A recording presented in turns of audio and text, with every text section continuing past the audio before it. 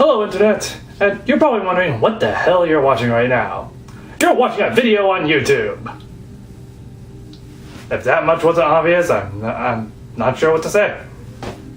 Oh, I bet you want something more specific than that. And let me start by introducing myself. I'm Calnos, and well, I've been watching online shows lately, and I decided I want my own online show. But what will my online show be about? There's so many online shows out there about things you didn't know you could make an online show about.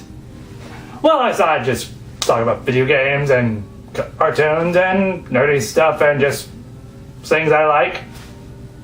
Yeah, basically just every blog out there. Before you go, let me tell you what you can get from my online show that you can't get from other, better, more well-established online shows.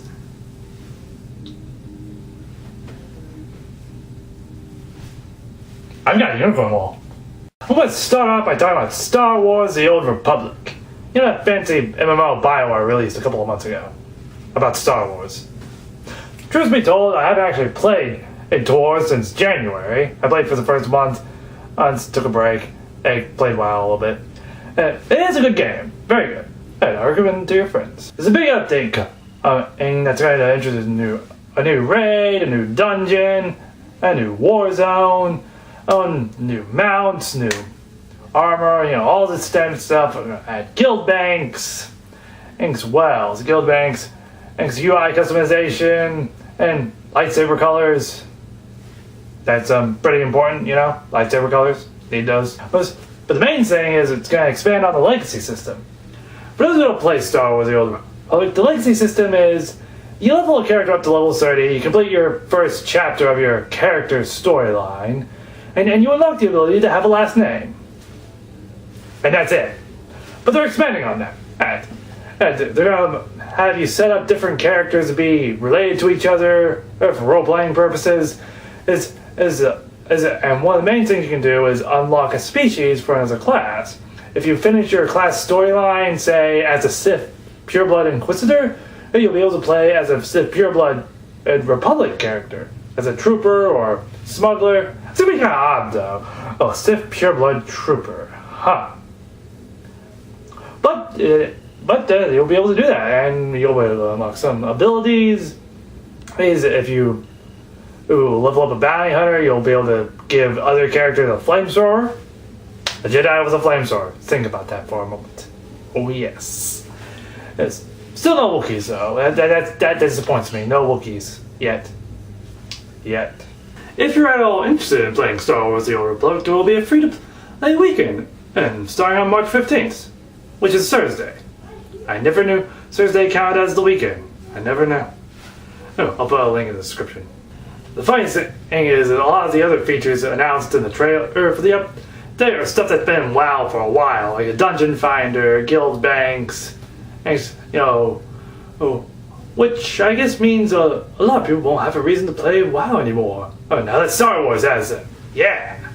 Well, speaking of WoW, I guess we can segue into World of Warcraft. Turn the light on. It was getting a little dark in here. Well, it's what happens when you're recording late in the afternoon. Oh, sunlight goes down. Bye-bye, sunlight. Bye-bye. It's actually not a lot of WoW news to go around. But this week, there's a Mist of Pandaria press event going on. So there's going to be a lot of news next week. They did tease he's at the female Pandaren earlier this week, which will apparently be unveiled on Monday. Which kind of surprises me, because I remember back when Cataclysm was in beta, that it waited until like the last week or so of the beta to show the female Worgen, and it didn't meet people's expectations. So now they're going to show the females early. Interesting. Also, there's going to do like screenshots of the day again. And I kind of liked those, the screenshots of the day. I had some fun making up captions for them with my guild. I do hope Mist of Pandaria does expand the game in a meaningful way. Yeah, I'm not one of those players that's all, grrr, pandas, Pokemon, grrr, the game's ruined. No, I'm not like that. I'm still not quite sure if I'm going to keep playing WoW after Mist comes out, but, we'll wait and see. I think we're going to call this episode The Great Lighting Experiment. It was getting dark. In completely unrelated news, I read an article on IGN about the Wii U. Oh, they interviewed Epic's vice president, Mark Ryan, and Epic, they're the guys who make the Unreal Engine. And he was basically talking about how he has high hopes about the Wii U.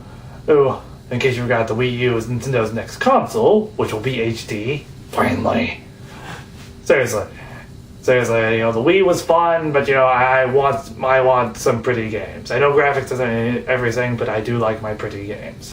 Basically, what he said is that he's excited for the Wii U, and that Unreal Engine 3 can outperform the Zelda demo Nintendo showed off at E3 last year.